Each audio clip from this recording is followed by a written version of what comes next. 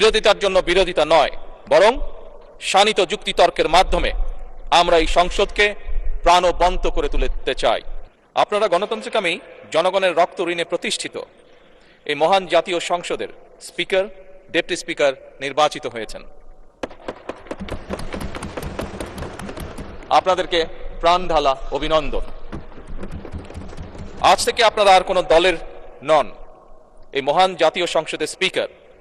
আজ থেকে এই মহান সংসদের নির্বাচিত প্রত্যেক সদস্য আপনাদের চোখে সমান। আপনারা এই সংসদের অভিভাবক। মাননীয় স্পিকার, গত ১.৫ দশকের বেশি সময় ধরে সকল গণতান্ত্রিক রাজনৈতিক অধিকার কেড়ে নিয়ে জনগণকে দুর্বল জনগোষ্ঠীতে পরিণত করা হয়েছিল। মহান জাতীয় সংসদকে মানুষের অধিকার লুণ্ঠনকারীদের ক্লাবে পরিণত করা হয়েছিল। বিগত ১.৫ দশকে যারা নিজেদেরকে এমপি পরিচয় দিয়েছিল তারা কেউ জনগণের ভোটে নির্বাচিত ছিল না।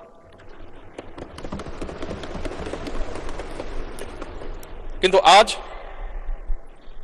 এই সংসদে জনগণের সরাসরি ভোটে নির্বাচিত জনপ্রতিনিধিদের সংসদ। আজকের এই সংসদ বাংলাদেশের জনগণের সংসদ। আপনারা আজ এই মহান সংসদের অভিভাবকের দায়িত্ব গ্রহণ করেছেন। দেশের স্বাধীনতা প্রিয় গণতান্ত্রিকামী মানুষ এই সংসদের দিকে প্রত্যাশা নিয়ে তাকিয়ে রয়েছে। মাননীয় স্পিকার, দেশ এবং জনগণের স্বার্থে আমরা এই সংসদকে অর্থবহ করতে চাই। বিরোধিতার জন্য বিরোধিতা নয়, বরং শানিত যুক্তিতর্কের মাধ্যমে আমরা এই সংসদকে প্রাণবন্ত করে তুলতে চাই। এই ক্ষেত্রে আপনাদের ভূমিকা সর্বাধিক।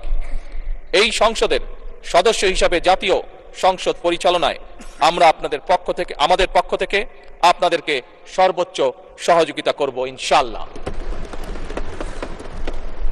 আপনাদের এই নতুন ভূমিকার জন্য সকল সংসদ সদস্যের পক্ষ থেকে আবারও আপনাদেরকে জানাই শুভেচ্ছা, অভিনন্দন এবং ধন্যবাদ। মাননীয় স্পিকার, মহান রব্বুল আলামিনের দরবারে আমরা কামনা করি এই মহান সংসদ সাফল্য কামনা করে আমার শুভেচ্ছা বক্তব্য শেষ।